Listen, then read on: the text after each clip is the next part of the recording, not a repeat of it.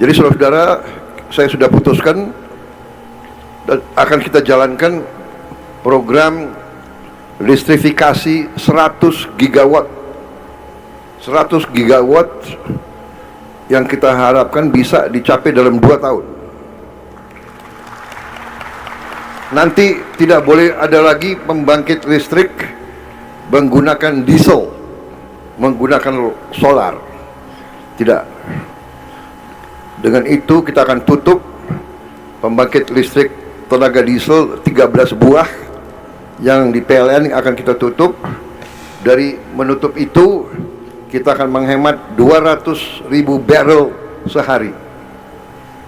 Kita masih perlu import sekarang ini 1 juta barrel sehari. Dengan kita tutup PLTD kita menghemat langsung 20%. Dan dengan nanti 100 gigawatt kita juga akan menghemat sangat-sangat besar.